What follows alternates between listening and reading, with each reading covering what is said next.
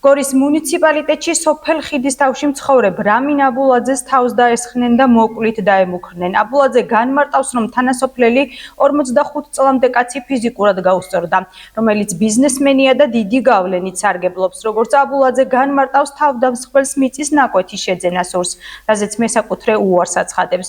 რამინ აბულაძის თქმით, 45 წლამდე მამაკაცმა სახლიდან იარაღი გამოიტანა და მას მოკლით ემუქრებოდა. ადგილზე ძმაო, იმას ჩემი ტერიტორია ღობავდი. გახსნილი მქონდა სეტკა, რომ ამეკრა ბოძებზე და აქეთ ჩვეულებრივი გასავლელი იყო. მოვაყენა, ეს დაინტერესებულია ეს გვერდზე მეზობელი, რამდენჯერმე დამირეკა.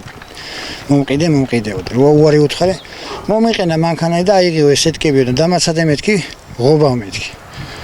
შეღობა გავამბავ სეტკას მეთქი და მე გაიარე მეთქი. თუ არა და უბანსა ყველაზე დიდი ჩამოსასვლელი ჩვენ უბანსა 5-6 ჩამოსასვლელი. დაცუცქული ვიყავი სეტკას ვასწორები და კისერში წამავლო ხელი და დაიწყო ძალადობა. ფიზიკური ძალადობა. მე წინააღმდეგობა გაუწიე ხა თავს ხო არ მოვაკვლევინებდი.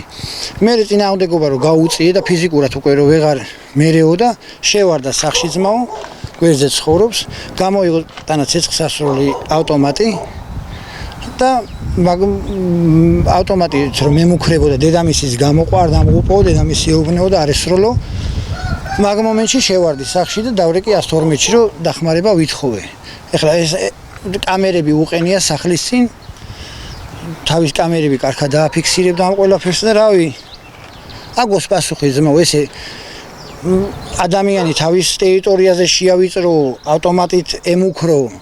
ჩალის ხო არ არის ეს ქვეყანა და ხო. ვინ არის ეს პირი? რავი, დათოქვია თბილისში ცხოვრობს. რავი.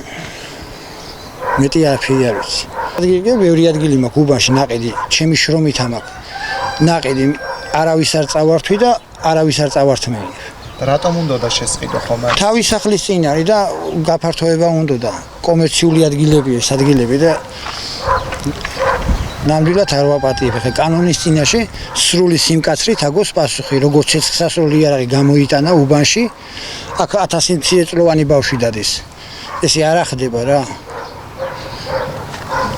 დაკავებულია თუ არა ეს პირი? არა, პოლიცია შესული სახში. უკვე 1 საათზე მეტია შესულები არიან პოლიცია სახში.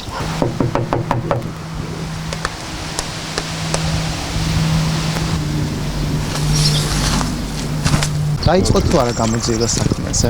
ვერ ყვევით სიტუაციაში მეგობარ, არ ვიცი. რა მოხდა ხომ ვერ გეტყვით?